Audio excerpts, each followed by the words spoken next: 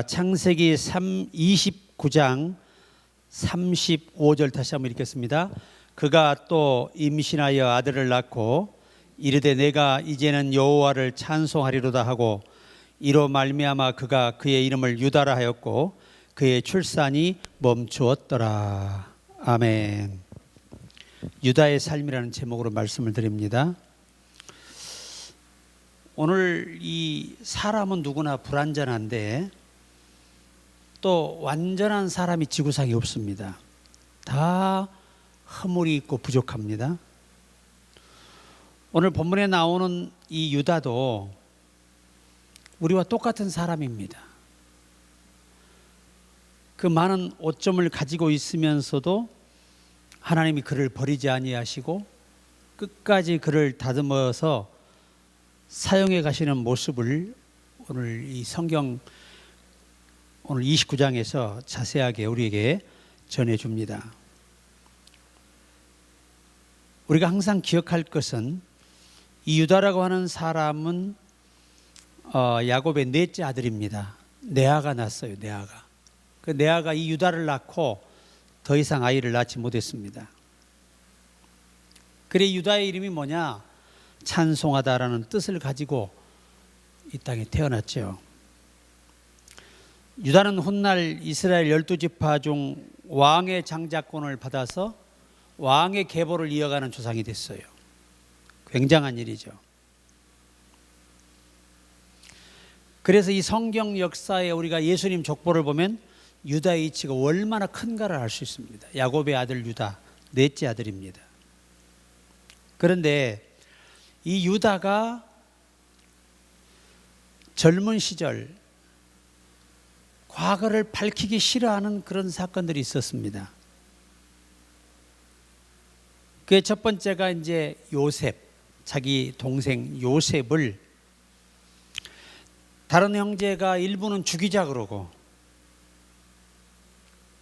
그럴 때 이 유다가 죽이지는 말자. 차라리 노예로 팔자. 그 선봉이 돼서 자기 동생을 노예로 팔아넘겼습니다. 그것이 하나님이 보시기에 합당하지 못했던 거예요. 결국 유다에 의해 죽음은 면했지만 노예로 팔려가는 비극이 시작됩니다. 실제적으로 유다가 직접 죽이지는 않았지만은 그를 노예로 판 이상 그 인생은 파멸이죠. 자기 형제들끼리는 굉장히 합리화적인 생각을 하고 해석을 해서 아버지에게 보고했겠지만 그러나 주동이 되었던 유다가 편할 리가 없죠, 마음이. 근데 성경의 신비가 뭐냐면 이 일, 자기 혈육인 동생을 용서하지 못하고 이해하지 못하고 노예로 판 것이 하나님께 악이 된 거예요, 악이. 그래서 오늘 이 유다의 인생이 평탄하지를 않아요. 유다의 인생이. 우리가 이 다말의 사건을 보더라도 참 그 천륜을 어기는 인간으로서 있어서는 안 될 그런 일들이 벌어졌습니다. 그리고 유다의 가족의 이 계속 삶에 불행이 계속 찾아와요. 요셉을 팔아넘긴 이후로 불행이 찾아오는 겁니다.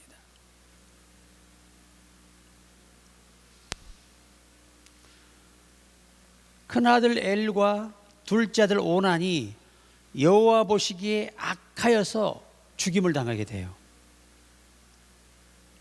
그리고 유다 역시도 이방 여자와 결혼을 하게 돼요. 그래서 낳은 두 아들이 죽었습니다. 그리고 유다의 사랑스러운 딸도 어떤 연유인지 세상을 떠나게 돼요. 충격을 받게 됩니다. 그리고 그가 이제 마음도 달래고 뭔가 스트레스 풀고 그러기 위해서 이 양치는 곳을 찾아가요. 때마침 양털을 깎는 때라서 거기는 풍성하거든요. 잔치를 하니까. 근데 거기서 술에 취해서 자기 며느리인 걸 모르고 사실은 창녀인 줄 알고 들어가서 이제 사고를 쳤는데 그가 바로 며느리였습니다. 며느리. 그래서 이 며느리가 결국은 임신을 하게 되는데 쌍둥이를 낳아요. 쌍둥이를. 그 첫 번째 아이의 이름은 베레스고 둘째 아이의 이름이 세라입니다. 그러니까 시아버지하고 며느리가 통간을 해서 낳은 자식들이죠. 이로 인해서 유다의 평생에 최악의 사건으로 기록에 남았어요. 얼마나 충격적이었겠습니까? 큰 충격이지요. 그런데 하나님의 신비로움이 뭐냐면 그런 사람이라도 용서하시고 자비를 베푸시고 또 이 인생의 새로운 역전의 기회를 그에게 준다는 겁니다. 이것은 도저히 우리가 볼 때 용서받지 못할 죄잖아요. 이건 율법의 시대였다면 다 불살라 죽어야 돼요. 돌에 맞아서. 그런데 이런 그 엄청난 이 실수를 하고도 끝까지 하나님은 그를 버리지 아니하시고 포기하지 아니하시고 언약한 대로 유다를 쓰셔서 결국 예수님의 조상이 되게 만들어 주셨습니다. 그리고 두 아들이 죽고 나니까 마지막 아들에게 또 아들까지 줘가지고 다말에게 줘가지고 다말로 인해 죽을까봐 못 주는 거예요. 그런데 때마침 유다가 소문을 듣는데 자기 며느리가 임신했다는 겁니다. 그래서 빨리 잡아다 불살라라 그런 거에 잘 됐다 이거죠. 그런데 지팡이를 이 준 사람, 도장과 지팡이를 준 사람이 이 아이의 아빠입니다. 그러고 보니까 시아버지 자기 거예요. 그래서 뭐라고 하냐면 며느리에게 그는 나보다 옳도다. 여러분, 이 다말 사건으로 인하여서 유다의 인생이 서서히 긍정적인 상황으로 바뀌어가요. 믿음도 변해가고 성숙해가고 모든 삶의 방향이 성숙한 쪽으로 갑니다. 이 다말의 치명적인 사건을 통해서 얼마나 모욕을 당했겠어요. 얼마나 수치스러웠겠습니까? 그런데 오히려 그 수치스러움과 엄청난 그 환경 속에 상황 속에서 그 망신을 당하고 집안에 있어서는 안 될 그런 정말 범죄를 저지르고 나서야 그가 했던 말입니다. 그는 나보다 옳도다. 그런데 유다가 이때부터 엄청난 변화의 가도를 달려갑니다. 참 놀랍게 변해가요. 오늘 저와 여러분도 하나님 어떤 상황과 계기를 통해서 우리를 터나게 하시고 참 길로 인도해 주시는 그 은혜가 우리에게 있습니다. 자, 이 세 번째 보면은 유다가 계속해서 변화되고 성숙해 가는 과정을 볼 수가 있습니다. 시간이 지났습니다. 요셉이 애굽의 총리가 됐어요. 가족들이 먹을 게 없습니다. 식량을. 당연히 흉년이 왔는데 농사가 안 되죠. 그때 이 요셉이가 자기 동생 베냐민을 보고 붙들어요. 형제들하고 못 가게 합니다. 그때 이 유다가 나를 종으로 삼으시고 내 동생을 보내주십시오. 그 무책임했던 사람이 책임감 있는 사람으로 바뀌는 거예요. 서서히. 사람이 달라지는 겁니다. 사람이.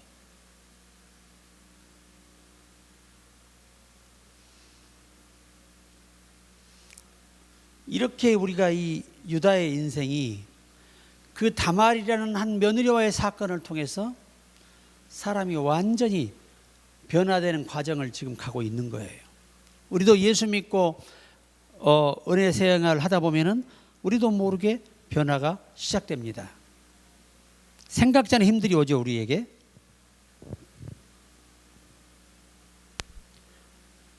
그러니까 이전에는 동생을 팔았던 사람이 이제는 동생을 지키려고 한단 말이에요. 형제를 지키려고 하는 자체가 이 변화의 시작이고 변화의 열매죠, 열매. 그러니까 하나님은 우리들도 변화될 수 있는 동기를 부여하신다는 거예요. 우리가 아시지만 베드로가 여러분 얼마나 닭소리만 들으면 경기가 났겠어요. 그 전승에 의하면 이 베드로가 닭소리가 조금만 울려도 일어나서 기도했다는 거예요. 그러니까 그 닭소리가 채찍질하는 거죠. 너 더 기도해야 돼. 더 겸손해야 돼. 다시는 이런 죄를 범치 않기 위해 네가 노력해야 돼. 이렇게 오히려 큰 한 번의 실수가 전화위복의 기회가 되었다는 겁니다.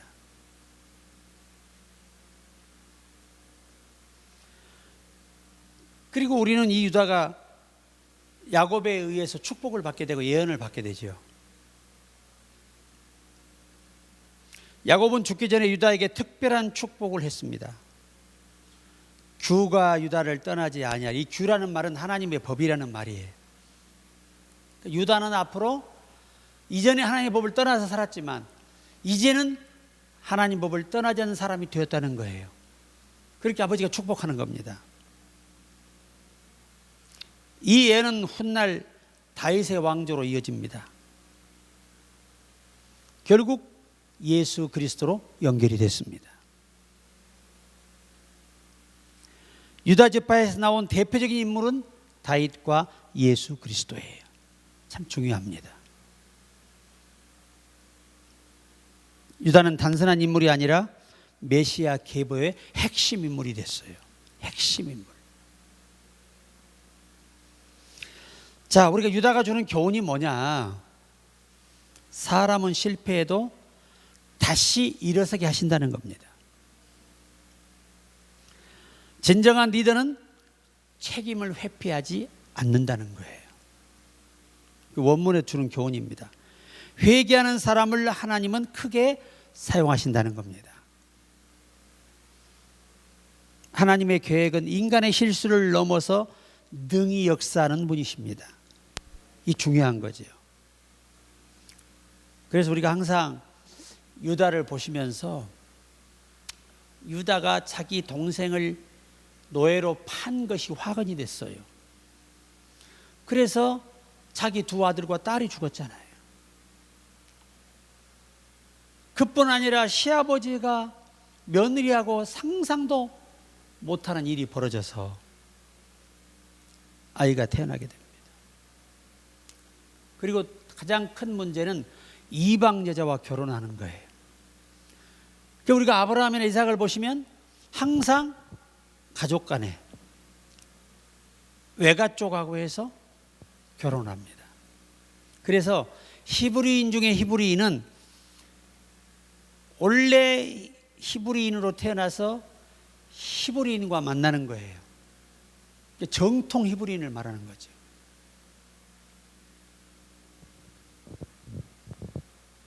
이 유다가 처음에는 굉장히 계산적이고 두려움이 많은 사람이었다고 합니다.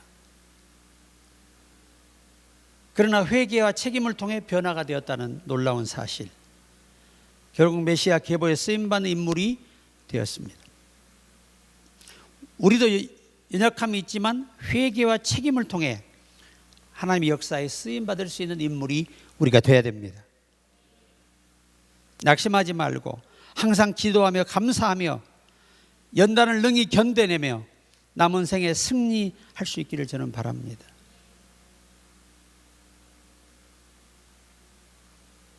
제가 아는 목사님 한 분이 굉장히 성격이 다혈질이었어요. 목사님이 되셔서도 다혈질이었어요. 그래가지고 교회에서 늘 이 싸움이 일어나고 하는데 그 중앙에 이 목사님이 계신 거예요, 항상. 그것 때문에 삶이 안 열리죠, 막히고. 항상 우리가 그분이 그러시더니 40일 금식을 하는 동안에 이 부활의 주님을 만난 거예요. 눈을 떠도 보이고 감아도 보이는 겁니다. 그때 이후로 성격이 완전히 변해버렸어요. 예수님처럼 온유해져 버렸어요. 그렇게 온유해지고 나니까 길이 서서히 열리는 겁니다. 여러분, 온유한 사람이 땅을 기업으로 받습니다. 그래서 오늘 말씀을 우리가 생각하시되, 우리도 작은 실수들이 회개하고 고쳐지지 않으면 그로 인한 불필요한 연단의 시간들이 우리가 찾아온다는 거예요. 이래서는 안 될 것들을 다 잃어버린 겁니다. 얼마나 귀한 자식들입니까? 그래서 오늘 이 말씀을 생각하시면서 오늘 기도하기를 원하고, 유다의 삶을 정리하면 간단합니다. 유다는 레아의 네 번째 아들, 네 번째 태어난 아들이에요. 그리고 야곱의 네 번째 아들입니다. 그런데 이 아이가 동생 요셉을 지켜주지 못하고 애굽의 노예로 팔아먹은 것이 화근이 돼서 또 이방 여자와 만나는 불의함을 또 범하고, 역시 이방 여자에게 태어난 그 두 아들이 하나님 보시기에 악해서 하나님의 징벌로 죽어요. 그리고 그 딸도 죽어요. 결국은 다 죽었잖아요.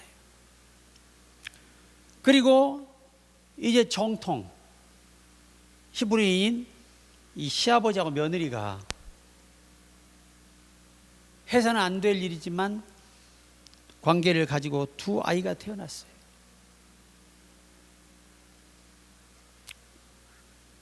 그래 유다는 그렇게 책임을 회피하던 사람이 완전히 그 다말 사건으로 인해 큰 충격을 받고 변화의 삶이 시작되고, 책임을 통감하지 못한 사람이 책임질 수 있는 사람이 되고, 그리고 예수님의 계보의 역사에 남는 인물로 기록이 됩니다. 오늘 저와 여러분도 하나님은 어떤 계기를 통해서라도 우리를 전환점을 주시고 주가 정한 길로 인도하시는 그 은혜를 날마다 맛보고 살기를 주의 이름으로 축복합니다.